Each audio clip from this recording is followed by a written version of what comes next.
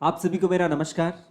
आज की क्लास में हम डिस्कस करने वाले हैं electric field due to infinite wire, electric field due to infinite sheet और मेथड ऑफ इमेजेस। तो चलिए आज की क्लास को स्टार्ट करते हैं।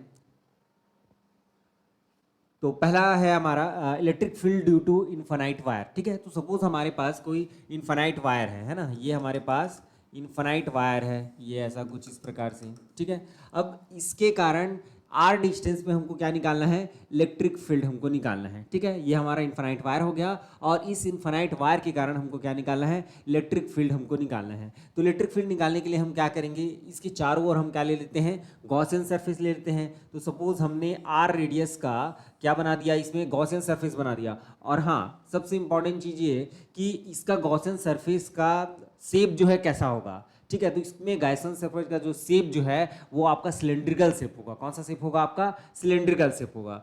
ठीक है, तो ये कुछ इस प्रकार से आपको क्या मिल जाएगा, ये आपका गॉसियन सरफेस जो है वो मिल जाएगा, ये कुछ इस प्रकार से।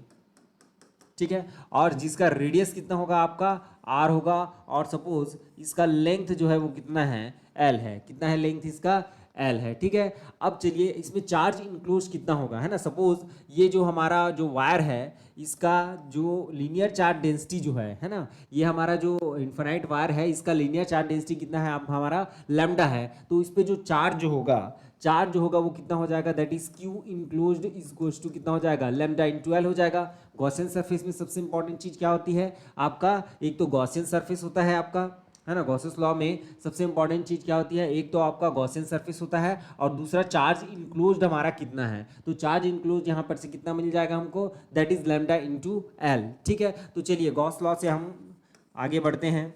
गॉस लॉ हमारा क्या बोलता है कि हमारा जो इलेक्ट्रिक फ्लक्स जो होगा वो क्या होगा आपका, Q enclosed upon epsilon not के बराबर होगा। ठीक है क्या, अब क्यू इनक्लोज्ड कितना है हमारा, that is lambda L upon epsilon not. और ये कितना हो जाएगा, हाँ यहाँ पे जो जैसे ही गॉसियन सरफेस है आपका, तो गॉसियन सरफेस में हमारा इलेक्ट्रिक फील्ड क्या होता है, हमारा कांस्टेंट होता है। तो कांस्टेंट होता है तो उसको हम बाहर का रास्ता दिखा दिए और यहाँ पे क्या बच गया आपका, ये आपका सरफेस हो जाएगा। तो इस सरफेस को इंटीग्रेट करेंगे तो कंप्लीट सरफेस का हमको क्या मिल जाएगा, इलेक्ट्रिक सरफेस का एरिया मिल जाएगा हमको, एरिया मिल जाएगा। फिर हम क्या करेंगे, यहाँ पे एरिया को यहाँ पे रख देंगे तो कितना हो जाएगा आपका एरिया जो है, that is 2 pi R L. कितना हो जाएगा, 2 pi R L, that is lambda L into lambda L upon कितना हो जाएगा, एप्सिलॉन नॉट। तो इस एल और एल को हम कैंसिल कर दें तो आपको फाइनल कितना मिलेगा, that is is goes to lambda upon 2 pi epsilon naught R. ये डायरेक्ट पूछे जाते हैं, है ना,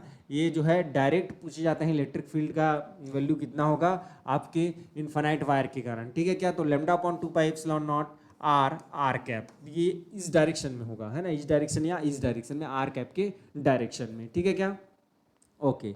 चलिए नेक्स्ट देखते हैं। नेक्स्ट है हमारा electric field due to infinite plane sheet, है ना। हमारे पास कोई इन्फानाइट प्लेन सीट है और इस इन्फानाइट प्लेन सीट के कारण, है ना, ये हमारा इन्फानाइट प्लेन सीट है। सपोज हमने मान लिया कि ये क्या है, हमारा इन्फानाइट प्लेन सीट है और इस इन्फानाइट प्लेन सीट के कारण कितना हमारा इलेक्ट्रिक फील्ड होगा उसको हमको क्या करना है, यहाँ पे निकालना है। ठीक है, तो हम सबसे पहले क्या कंसीडर करेंगे, एक पिल बॉक्स यहाँ पे कंसीडर करेंगे कुछ इस प्रकार से। 1 मिनट,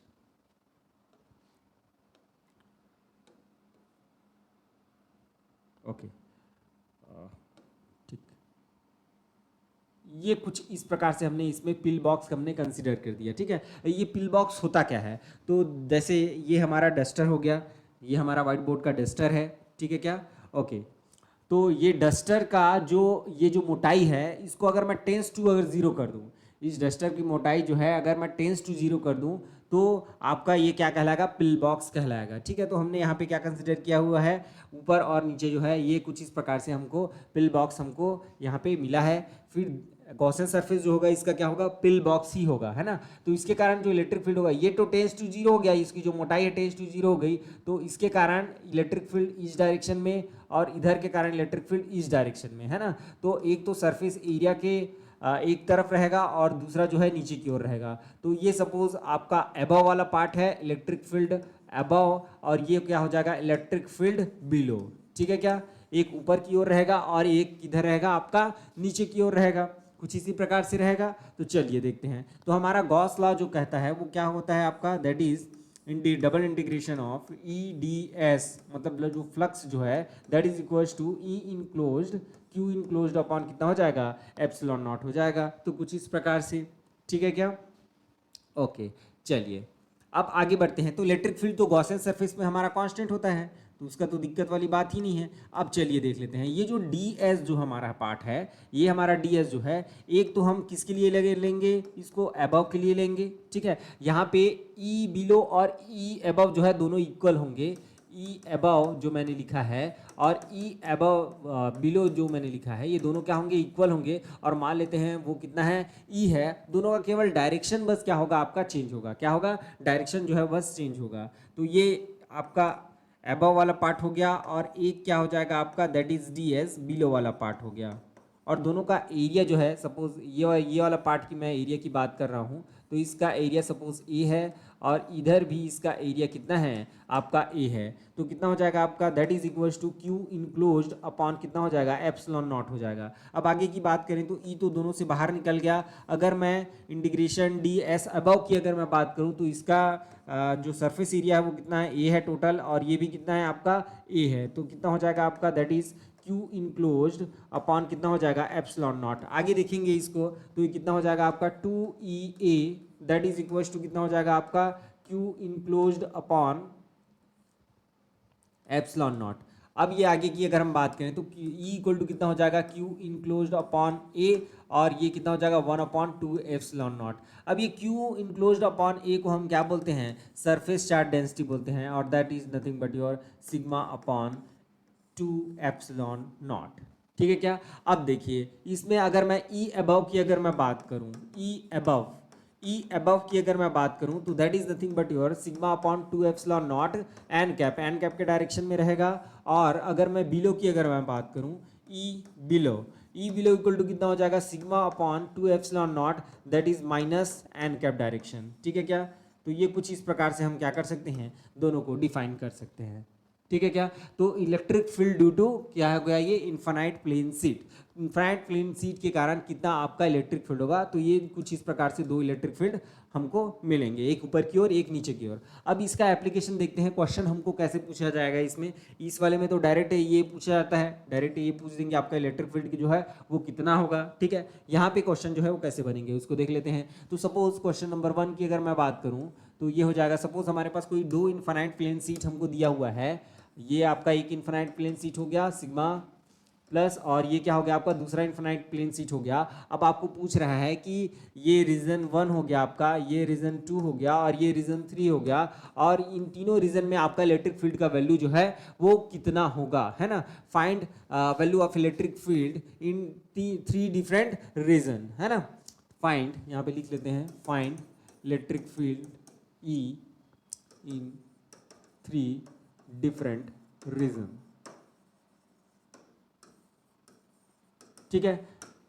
ओके तो चलिए अगर मैं इस प्लेन की अगर मैं बात करूं, ठीक है क्या, इस प्लेन की अगर मैं बात करूं, इस वाले इनफाइनाइट सीट की अगर मैं बात करूं, तो इसमें जो आपका सरफेस चार्ज डेंसिटी है वो कितना है आपका, प्लस सिग्मा है। तो इसके एबव वाला पार्ट है ना, इधर राइट साइड वाला, जैसे कोई भी आपको सीट दिया हुआ है तो उसका राइट साइड वाला पार्ट जो होगा वो क्या होगा आपका, एबव वाला पार्ट होगा, और लेफ्ट साइड वाला जो होगा वो क्या होगा आपका, बिलो होगा। तो राइट साइड में अगर इसके लिए अगर मैं बात करूं तो यहाँ पे आपका इलेक्ट्रिक फील्ड कितना रहेगा, that is sigma upon 2 epsilon not, और इधर भी आपका कितना रहेगा, सिग्मा अपॉन 2 एप्सिलॉन नॉट रहेगा, और यहाँ पे कितना हो जाएगा, that is minus sigma upon कितना हो जाएगा, 2 एप्सिलॉन नॉट हो गया इसके कारण, है ना, प्लस सिग्मा के कारण। अब इस प्लस माइनस सिग्मा के कारण इसको एक बार तो प्लस कर लेते हैं, उसके बाद माइनस सिग्मा वाला आप लोग के लिए देंगे, ठीक है। तो ये प्लस सिग्मा की अगर मैं बात करूं तो प्लस सिग्मा में इधर कितना हो जाएगा आपका, फिर से सिग्मा अपॉन 2 एप्सिलॉन नॉट हो जाएगा, और इधर बीच में क्या हो जाएगा, सिग्मा अपॉन, हाँ ये देखिए यहाँ पे क्या हो जाएगा आपका, इधर है तो लेफ्ट साइड है तो ये कितना हो जाएगा आपका, निगेटिव में चला जाएगा। किस में चला जाएगा आपका, निगेटिव में चला जाएगा। तो minus sigma upon 2 epsilon not, और इधर भी कितना हो जाएगा, minus sigma upon 2 epsilon not. तो कुछ इस प्रकार से, तो यहाँ पे बीच में अगर देखें तो इलेक्ट्रिक फील्ड की वैल्यू कितनी होगी, 0 होगी, और यहाँ पे कितनी हो जाएगी, that is sigma upon epsilon not, और यहाँ पे कितना हो जाएगा आपका सिग्मा अपॉन एप्सिलॉन नॉट। ये कुछ इस प्रकार से आप इसको सॉल्व कर सकते हैं। रीजन 1 में आपका कितना हो जाएगा minus sigma upon epsilon not, और रीजन 2 में कितना हो जाएगा आपका 0 हो जाएगा, और रीजन 3 में आपका कितना हो जाएगा सिग्मा अपॉन एप्सिलॉन नॉट हो जाएगा। क्लियर है क्या? चलिए अगली क्वेश्चन की ओर आगे बढ़ते हैं। तो इसी क्वेश्चन को आप डिफरेंट मेथड से सॉल्व कर सकते हैं। चलिए डिफरेंट ले लेते हैं फिर से। ये आपका प्लस सिग्मा हो गया और ये आपका हो गया आपका माइनस सिग्मा। चलिए अब इसको आप लोग सॉल्व करेंगे, क्या आएगा देखते हैं। मैं इसको और बता देता हूँ आप लोग को, उसके बाद जो है मैं 2-3 जो है आप लोग के लिए एग्जांपल जो है वो छोड़ दूंगा, ठीक है क्या? चलिए तो ये आपका प्लस सिग्मा हो गया, तो ये राइट साइड जितने भी आएंगे ये कितना हो जाएगा आपका सिग्मा अपॉन 2 एप्सिलॉन नॉट, और ये कितना हो जाएगा आपका सिग्मा अपॉन 2 एप्सिलॉन नॉट। इसके लेफ्ट साइड क्या हो जाएगा आपका माइनस सिग्मा अपॉन कितना हो जाएगा 2 एप्सिलॉन नॉट हो जाएगा।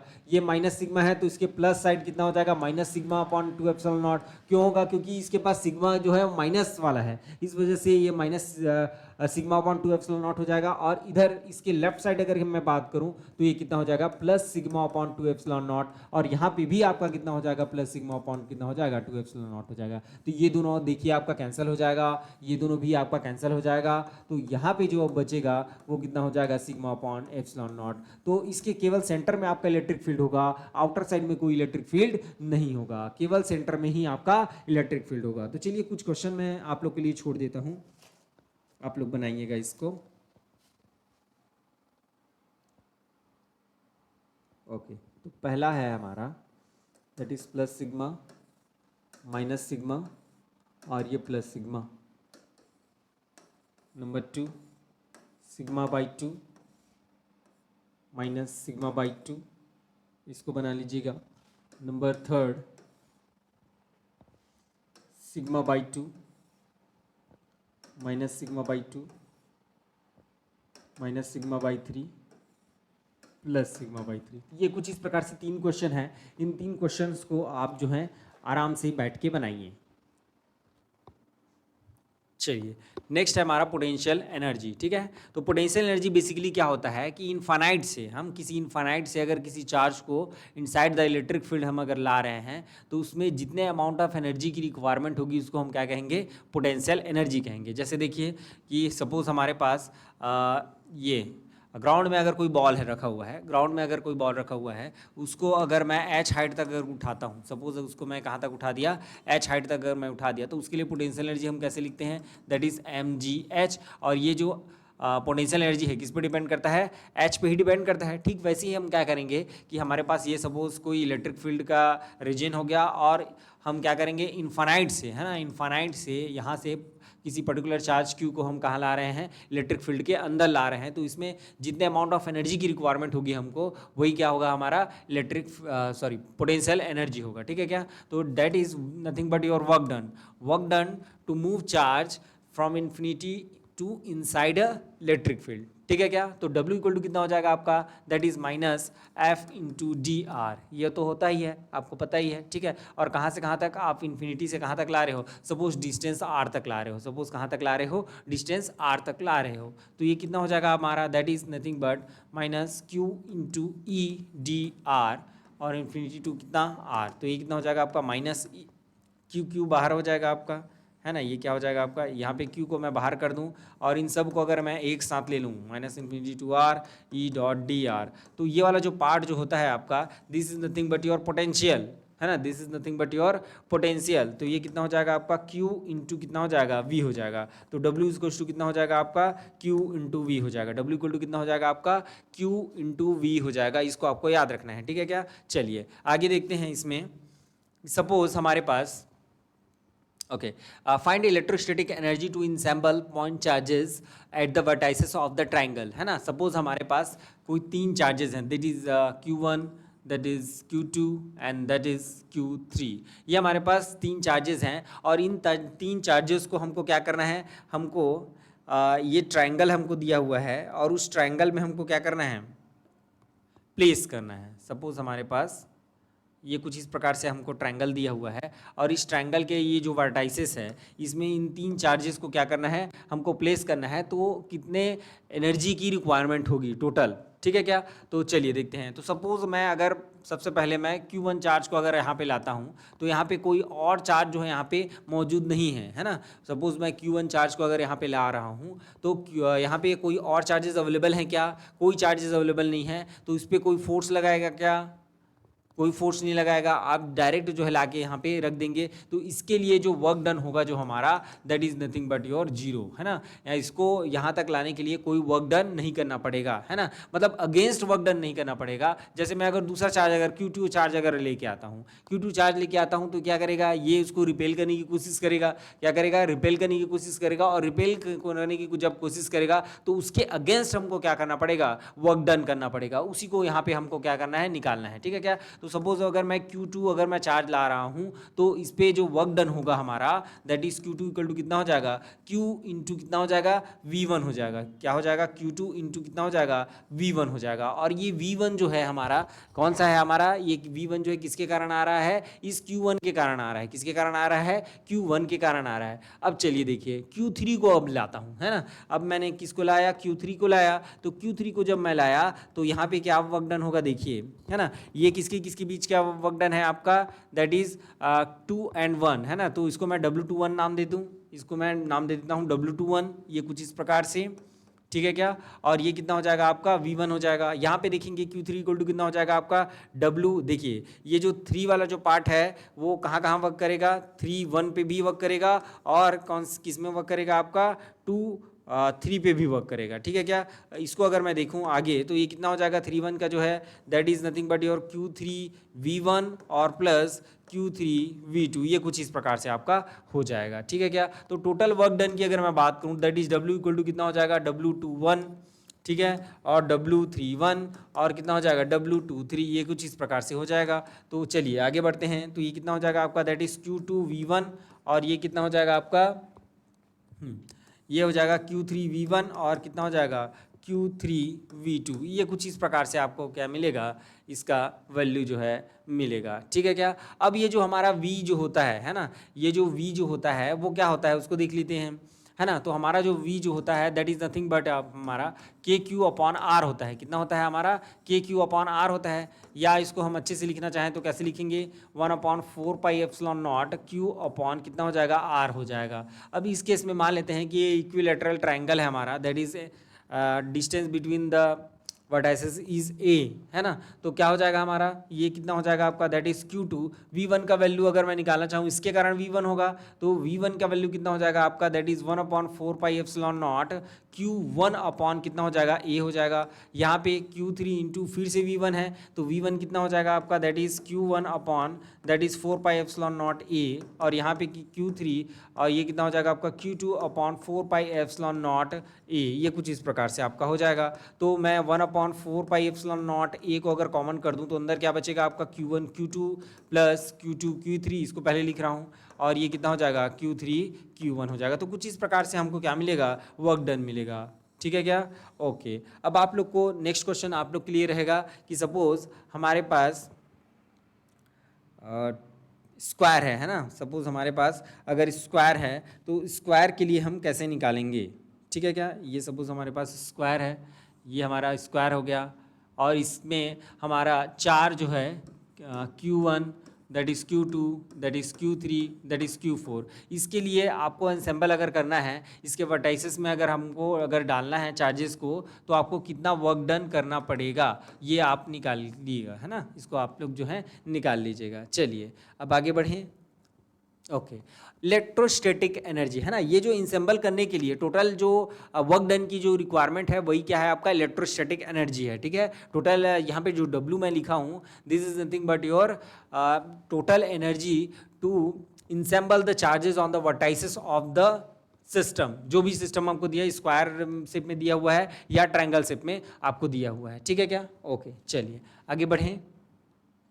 हाँ, तो इसके लिए एक फॉर्मूला है ना। Electrostatic energy of continuous charge distribution के लिए फॉर्मूला है आपका, that is your W equal to कितना है आपका? Half integration rho V into D tau, then next कितना है आपका W equals to epsilon naught upon two E square D tau, है ना। ये दो फॉर्मूले हैं, ये दोनों फॉर्मूले को जो है डायरेक्ट आपको पूछा जा सकता है ना। ये ऑल स्पेस के लिए होता है, ऑल स्पेस के लिए होता है, ठीक है क्या। ओके, तो ये जो है दो फॉर्मूले जो है डायरेक्ट आपको पूछे जा सकते हैं, इन दोनों को जो है आपको याद रखना है। चलिए आगे बढ़ें क्या, चलिए देखते हैं। हाँ okay, electrostatic energy of spherical shell, है ना। स्फेरिकल सेल है, उसके लिए इलेक्ट्रोस्टैटिक एनर्जी जो है वो कितना होगा। तो हमको इलेक्ट्रोस्टैटिक एनर्जी अगर हमको निकालना है तो स्फेरिकल सेल अगर हमारे पास है तो स्फेरिकल सेल के लिए कितना इलेक्ट्रिक फील्ड होता है इनसाइड और आउटसाइड, ये हमको पता होना चाहिए पहले से, ठीक है। तो हमको पता है कि अगर मैं इनसाइड की अगर मैं बात करूं, है ना, तो इनसाइड पे इस पे कोई इलेक्ट्रिक फील्ड नहीं होता है। और जैसे मैं अगर आउटसाइड की अगर मैं बात करूं तो आउटसाइड में इसका इलेक्ट्रिक फील्ड जो होता है वो के क्यू अपॉन कितना होता है, आर स्क्वायर आर कैप होता है। ये किसके लिए होता है आपका, ये आपका इनसाइड के लिए होता है, और दूसरा वाला जो है किसके लिए होता है, आउटसाइड के लिए होता है, ठीक है क्या। ओके चलिए, अब हमारे पास जो फॉर्मूला है उसको हम रखते हैं, that is W equal to कितना होता है आपका एप्सिलॉन नॉट 2, और ये क्या होगा था आपका ई स्क्वायर डी टाउ, है ना। ये ट्रिपल इंटीग्रेशन है बेसिकली अगर देखा जाए तो, that is nothing but your triple integration E square D tau. यहाँ पे ई जो है वो दो फॉर्म में है, एक आपका इन के लिए है और दूसरा किसके लिए है, आउट के लिए है। तो ये कितना हो जाएगा एप्सिलॉन अपॉन 2, और ये कितना हो जाएगा आपका, that is nothing but your E inside plus E outside, और ये कितना हो जाएगा आपका, दैट इज स्क्वायर, और ये कितना हो जाएगा डी टाउ हो जाएगा। अब अगर मैं बात करूं तो एप्सिलॉन अपॉन 2, ये ट्रिपल इंटीग्रेशन, हाँ ई इनसाइड का क्या हो जाएगा, स्क्वायर हो जाएगा, ये तो आपको जीरो हो गया है, तो ई इनसाइड सॉरी ई इनसाइड जीरो हो जाएगा, तो ई आउटसाइड बस बचेगा हमारा, दैट इज स्क्वायर कितना हो जाएगा, डी टाउ हो जाएगा। क्लियर है क्या। ओके चलिए आइए इधर, ये कितना हो जाएगा आपका एप्सिलॉन नॉट अपॉन कितना हो जाएगा, 2 हो जाएगा। अब इसका वैल्यू रख दीजिए तो कितना हो जाएगा आपका के स्क्वायर क्यू स्क्वायर अपॉन कितना हो जाएगा, आर की पावर 4 हो जाएगा।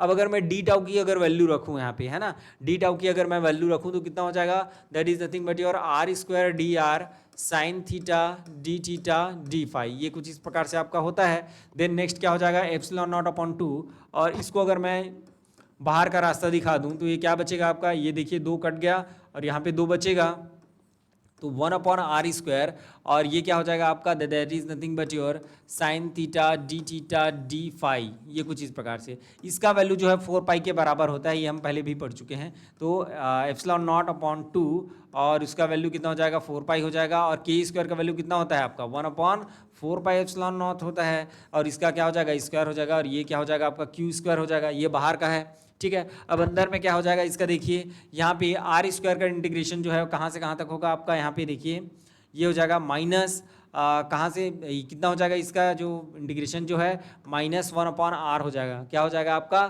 -1 अपॉन आर हो जाएगा, ठीक है क्या। ओके चलिए आगे देखते हैं,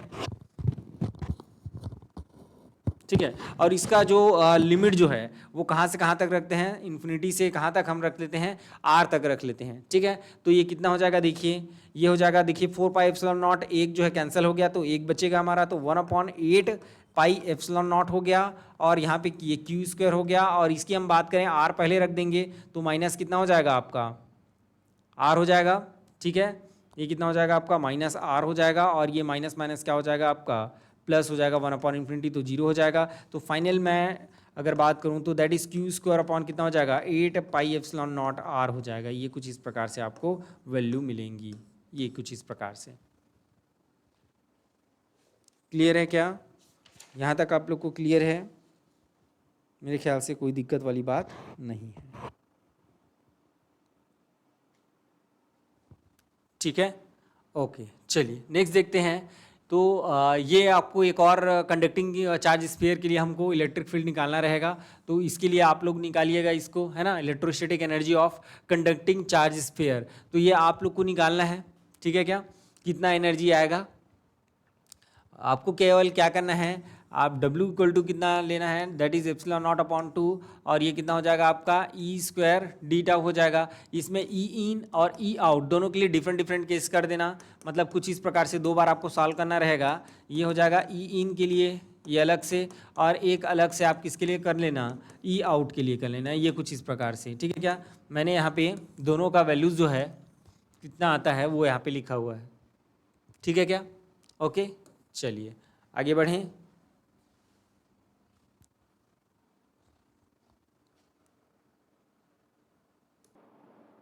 चलिए नेक्स्ट टॉपिक है हमारा, इसको आप लोग बनाइएगा, मेथड ऑफ इमेजेस, ठीक है।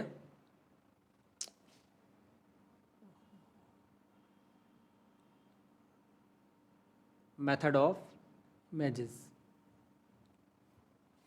थोड़ा छोटा कर लेते हैं इसको, क्या हो रहा है।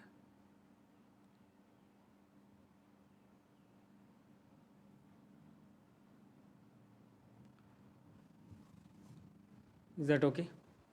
I think okay.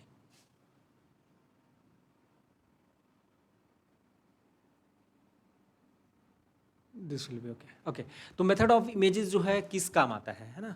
तो मेथड ऑफ इमेजेस जो है, अगर हमको इलेक्ट्रिक फील्ड फाइंड करना है ना, हमको अगर इलेक्ट्रिक फील्ड फाइंड करना है या डिस्प्लेसमेंट वेक्टर हमको फाइंड करना है या पोटेंशियल निकालना है नियर टू द कंडक्टर, तब हम किसका यूज़ करते हैं, मेथड ऑफ इमेजेस का यूज़ करते हैं, ठीक है क्या। तो चलिए अगर हमारे पास कोई पॉइंट है ना, consider a point charge is placed at a distance D above the infinite ground conducting plane, है ना। सपोज हमारे पास ग्राउंड कंडक्टिंग प्लेन है और इसे डिस्टेंस डी में हमारा क्या है, हमारा चार्ज पे अगर प्लेस कर दिया गया है, तो here plane connected to the ground, है ना। यहाँ पे प्लेन किससे कनेक्टेड है, आपका ग्राउंड से कनेक्टेड है। So charge induced in such a way it remains grounded, है ना। मतलब चार्ज ऐसे इंड्यूस होगा, है ना, दूसरे सरफेस में जो है चार्ज ऐसे इंड्यूस होगा। देखिए कुछ इस प्रकार से बोल रहा है कि ये हमारा सपोज ग्राउंड कंडक्टेड प्लेन हो गया ये आपका, ठीक है। और यहाँ पे हमारा जो है इस पर्टिकुलर पॉइंट में हमारा प्लस क्यू चार्ज है सपोज, है ना। इस पर्टिकुलर पॉइंट में हमारा प्लस क्यू चार्ज है, और ये जो प्लेन है, ये जो मैंने प्लेन बनाया है, सपोज ये क्या है, आपका ग्राउंडेड है। ये आपका क्या है, आपका ग्राउंडेड है, ये आपका प्लेन है। सपोज जैसे मैं अगर बात करूँ, that is x, that is why and that is Z.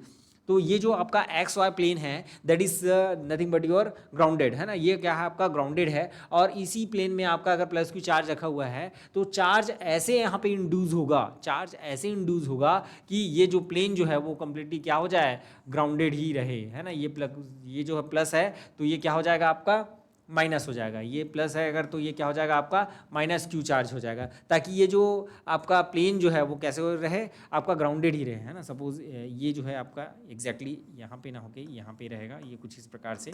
Okay suppose इसका डिस्टेंस जो है, इस पर्टिकुलर पॉइंट से डिस्टेंस जो है कितना है, आपका डी है, तो ये डिस्टेंस भी कितना होगा, आपका डी होगा। ये भी डिस्टेंस कितना होगा, आपका डी होगा। इधर देखते हैं एक बार और, ठीक है। Okay, so we consider that charge minus q induced at a distance d below the plane that is known as image charge, ठीक है। तो यहाँ पे हमने तो नीचे में रखा था इसको, हमने यहाँ पे क्या रखा था, नीचे में रखा था, तो ऊपर में क्या हो जाएगा, आपका इंड्यूस हो जाएगा, ठीक है। And this is nothing but your image charge, क्या बोलेंगे इसको, इमेज चार्ज, ठीक है। और ये जो मैं कंप्लीट बात कर रहा हूँ, ये इनफाइनाइट कंडक्टिंग प्लेन की बात कर रहा हूँ, इनफाइनाइट कंडक्टिंग, यहाँ पे प्लेन की बात कर रहा हूँ मैं, प्लेन है तब ऐसा हो रहा है ना। तो इमेज चार्ज की अगर मैं बात करूँ, इमेज चार्ज जो होगा, ऐसा अगर इनफाइनाइट कंडक्टिंग प्लेन अगर दिया हुआ है, तो उसमें इमेज चार्ज होगा वो माइनस क्यू हो जाएगा, प्लस क्यू का क्या हो जाएगा, माइनस क्यू हो जाएगा। और इमेज डिस्टेंस की अगर मैं बात करूँ, इमेज डिस्टेंस जो है वो उतना ही रहेगा। ये इमेज डिस्टेंस जो है वो कितना रहेगा, उतना ही रहेगा जितना इधर है आपका। सपोज अगर माइनस क्यू चार्ज को हमने प्लेस किया हुआ है, तो उसका इमेज चार्ज क्या हो जाएगा, प्लस क्यू चार्ज हो जाएगा। बट जो डिस्टेंस जो होगा वो क्या हो जाएगा, इक्वल ही रहेगा, that is nothing but your D, ठीक है क्या। ओके चलिए, अब कभी कभी ऐसा पूछता है कि इन दोनों के बीच का फोर्स कितना होगा। सपोज प्लस क्यू चार्ज को अगर कहीं पे प्लेस किया गया है और इनफाइनाइट कंडक्टिंग आपका सीट है, तो इन दोनों के बीच जो है कितना फोर्स लगेगा, ठीक है। तो ये पूछ देता है, तो ये तो डायरेक्ट दिख रहा है आपको, क्या निकल जाएगा, that is F is equals to कितना हो जाएगा, के और क्या हो जाएगा, दो चार्ज हैं तो that is nothing but your के क्यू स्क्वायर, और एक चार्ज पॉजिटिव है एक चार्ज नेगेटिव है तो नेगेटिव आ जाएगा। और दोनों के बीच के डिस्टेंस की अगर मैं बात करूं तो देखिए ये आपका डी हो गया और ऊपर भी कितना है आपका डी है, तो दैट इज डी, डी कितना हो जाएगा आपका 2d हो जाएगा, तो दैट इज 2d स्क्वायर। तो ये फाइनल कितना मिल जाएगा आपको, माइनस के क्यू स्क्वायर अपॉन कितना हो जाएगा 4d स्क्वायर हो जाएगा कुछ इस प्रकार से, ठीक है। और ये इसका डायरेक्शन किधर होगा, टूवर्ड्स द प्लेन, किधर होगा आपका, that is nothing but your towards the plane, ये ऐसा, ठीक है क्या। अच्छा चलिए, अब इसमें कभी कभी इस टाइप का क्वेश्चन भी आ जाता है हमारा, ये कुछ इस प्रकार से हमारा ये ऐसा दिया हुआ है सपोज, ओके। और यहाँ पे हम, ये हमारा इन्फाइनाइटली कंडक्टिंग प्लेन है,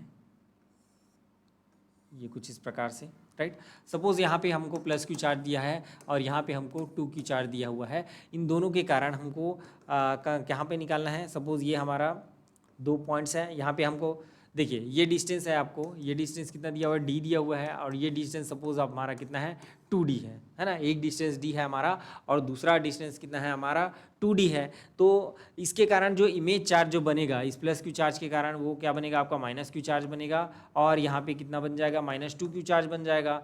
यहाँ से यहाँ तक का डिस्टेंस कितना होगा, d होगा, और यहाँ से यहाँ तक का डिस्टेंस कितना होगा, 2d हो जाएगा। अब आपको कभी कभी पूछा जाता है कि प्लस क्यू चार्ज में find force on plus Q charge, plus Q charge पे आपको फोर्स पूछा जाएगा कुछ इस प्रकार से, ठीक है क्या, ओके। तो ये तो आपका कंडक्टिंग प्लेन है, ये तो आपका कंडक्टिंग प्लेन है। चलिए अब इसमें देखते हैं, तो फोर्स जो है कंप्लीट जो है किसके किसके कारण होगा। देखिए फोर्स जो होगा, एक तो चलिए इसमें लिख लेते हैं, ये किसके कारण होगा, एफ क्यू के कारण, यहाँ पे अट्रैक्शन फोर्स लगेगा तो डेट इज -q के कारण लग रहा है, ठीक है।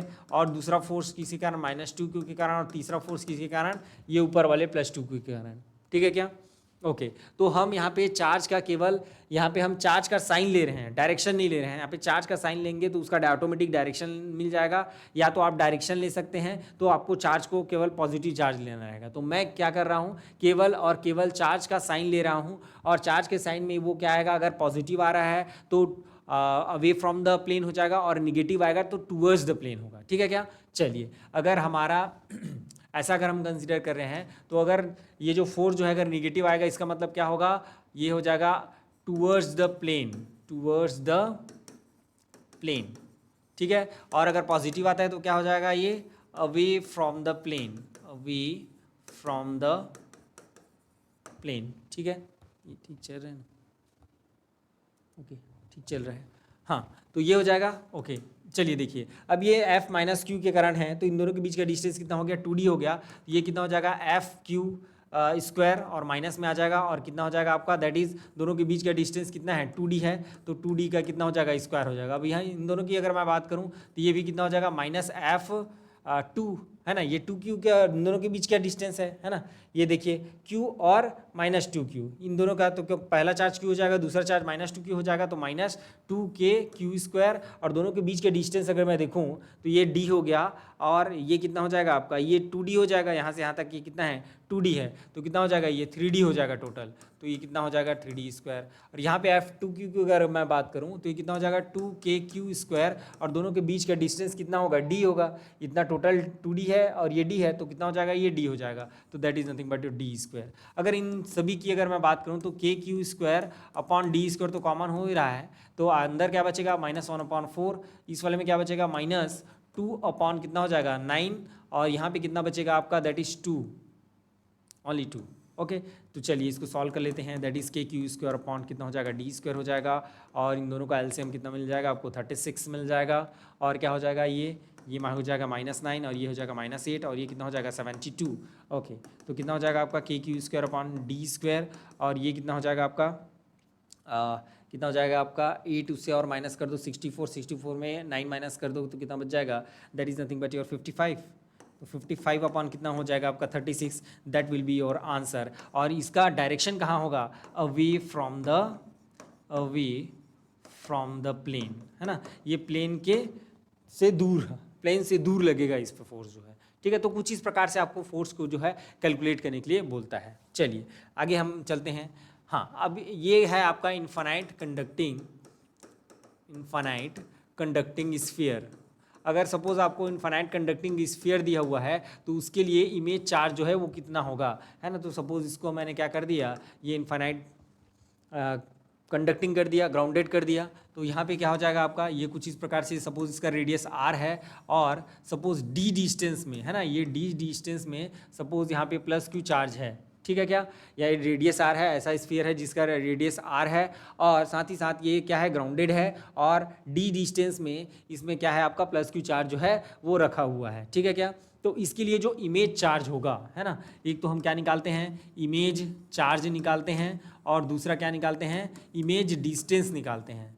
क्या निकालते हैं, इमेज डिस्टेंस, ठीक है क्या। तो इमेज चार्ज जो होगा हमारा that is nothing but your minus Q, है ना, that is Q dash. Q dash equal to कितना हो जाएगा, माइनस क्यू आर अपॉन कितना हो जाएगा, डी हो जाएगा।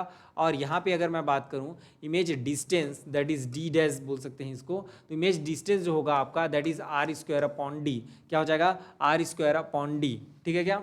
ओके तो जैसे मैं इसको अगर लिखना चाहूँ फिर से, है ना, तो इमेज डिस्टेंस जो लिखा हूँ मैं, इमेज डिस्टेंस, तो इमेज डिस्टेंस जो है that is, oh sorry, image charge, है ना, पहले क्या लिखे हैं हम, इमेज चार्ज लिखे हैं। इमेज चार्ज की अगर मैं बात करूं that is Q dash equal to कितना हो जाएगा आपका, ये हो जाएगा माइनस, है ना, माइनस जो चार्ज दिया हुआ है चार्ज इनटू रेडियस अपॉन कितना हो जाएगा, डिस्टेंस, फॉर्मूले के टर्म्स में ऐसा लिखेंगे उसको। और इमेज अगर मैं डिस्टेंस की अगर मैं बात करूं, image distance that is D dash that is equal to कितना हो जाएगा आपका, that is nothing but your radius, radius का स्क्वायर हो जाएगा अपॉन कितना हो जाएगा, डिस्टेंस हो जाएगा। तो ये कुछ इस प्रकार से, ठीक है। चलिए इसको ये अप्लाई करके देखते हैं। सपोज हमारे पास ये कोई आपका कंडक्टिंग स्फीयर दिया हुआ है जिसका रेडियस जो है वो कितना है आपका r/2 है और ओके r/2 है और ये जो डिस्टेंस है वो कितना है 2r है। तो इसमें q डैश निकालने के लिए बोलेगा और साथ ही साथ इसमें d डैश निकालने के लिए बोलेगा। तो q डैश जब आप निकालोगे तो ये प्लस चार्ज है तो ये कितना हो जाएगा, माइनस हो जाएगा, माइनस कितना हो जाएगा, q हो जाएगा और r कितना है यहाँ पे, r अपॉन डी है और इंटू कितना होता है आपका डिस्टेंस अपॉन कितना, distance that is nothing but your 2r। तो r आपका कैंसिल हो जाएगा, ये कितना बचेगा, माइनस q अपॉन 4 बचेगा। ये आपका इमेज चार्ज होगा that is nothing but your minus q upon 4।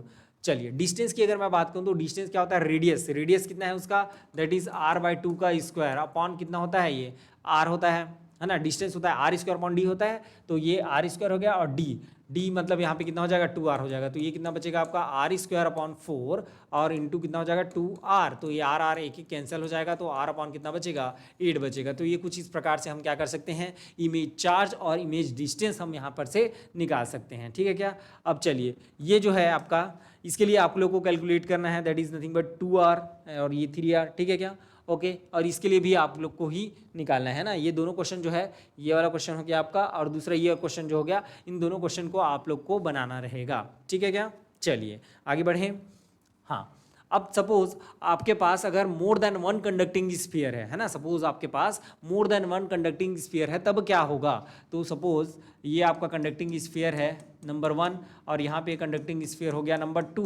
Suppose आपके पास कंडक्टिंग स्फीयर 2 है और सपोज प्लस q चार्ज को आपने यहाँ पे रखा हुआ है, तो कितने चार्ज यहाँ पे इंड्यूस होंगे, कितने चार्ज यहाँ पे इंड्यूस होंगे। तो देखिए number of image charge, number of image charge होगा वो कितना होगा आपका 2n-1। तो यहाँ पे जो n जो है वो बेसिकली क्या बताता है, number of conducting sphere, number of conducting plane, sorry, है ना, नंबर ऑफ कंडक्टिंग प्लेन, ये किसको बता रहा है, नंबर ऑफ कंडक्टिंग प्लेन को बता रहा है। तो 2n-1 इक्वल टू कितना हो जाएगा, 2 × 2-1 that is nothing but your 3, कितना आ जाएगा, ये 3 आ जाएगा। तो प्लस q चार्ज है तो यहाँ पे कितना बन जाएगा आपका, माइनस q चार्ज हो जाएगा।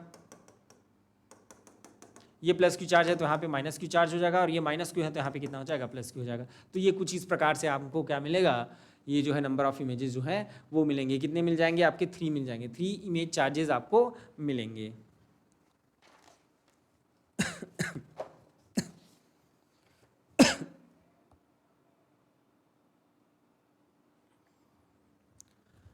ठीक है ओके, तो आज की क्लास को हम यहीं पे ख़त्म करते हैं, ठीक है।